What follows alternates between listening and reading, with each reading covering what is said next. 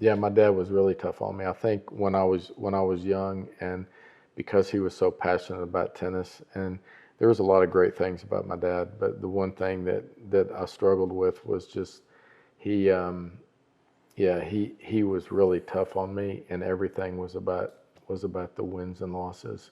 It was about me winning and losing, and I think he wanted me to do so well so badly that he didn't know how to navigate those waters when I was young. You know, I think in the short term, I think it was probably beneficial. In the long run, I think it was probably detrimental in a lot of ways because I wasn't, because I was so focused on winning and losing and with my dad, because I could play a great match. I mean, have a just play as well as I could play and lose, and it was like the world had come to an end. And I could play a terrible match, and win, and everything was cool. So it was hard for me to gain perspective and be objective about my game.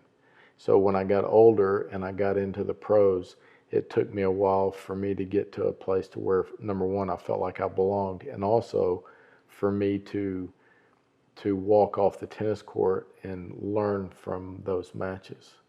Because you know, if I, especially if I had lost or won, but it was more difficult when I lost because I got so down on myself, because everything became about that, about the wins and losses, and so it was hard for me to sit back and be objective and say, okay, these are the things that are going to make me a better player. Were you more down on yourself because you thought your dad wasn't pleased?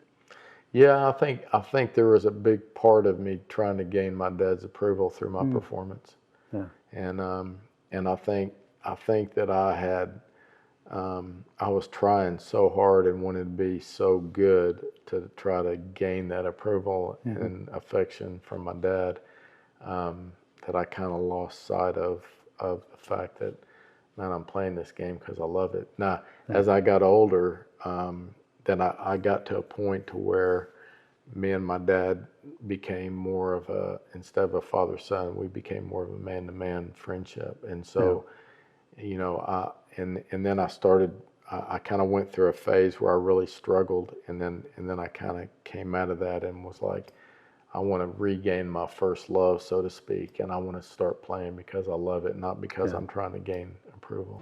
When the lights turn on and the game begins, you need a team you can rely on. Ray Varner Ford and Clinton's strong lineup of vehicles is crafted with the same dedication and hard work that drives our community. Step up your game in this 24 Ford Maverick Hybrid, 25,515, 23 Ford Escape all-wheel drive, 30,995, 24 Ford F-250 Crew Cab 4x4 STX, 59,757. Local you trust, performance you can afford. Ray Varner Ford, built for the game. So I think you turned pro at 17? 18. 18. Do you think you would have been a better pro if you had gone to college, if you'd gone to Tennessee? That's another great question. Probably. I think I would absolutely advise a young player that was a young Ben Testerman to go to school. And this is the reason why I would do that, is because at 18 years old, I was physically mature enough to handle the tour. I was trained hard. I was strong.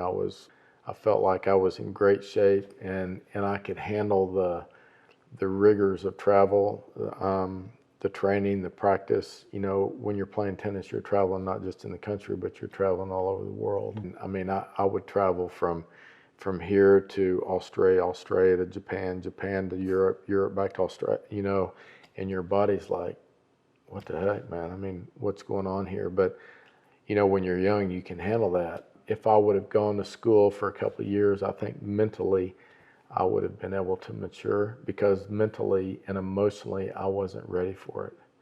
And it took me a couple of years before I kind of went through the grind of satellites, and then, you know, and then finally I broke through a couple of years later. But it was hard as hell, and it was painful at times, because there were times when I wanted to quit, because I came out of the juniors being, winning everything. Yeah, I mean, Yeah. I was either winning everything or I was in the finals, and Scotty D and I were always vying back and forth for that. But to getting my butt kicked, because I was playing, some of the best players in the world, and that was hard, especially with the history that I had with my dad and not being able to. It took me a while to gain perspective after I lost a match. It sounds like you wish you had followed the Ben Shelton path.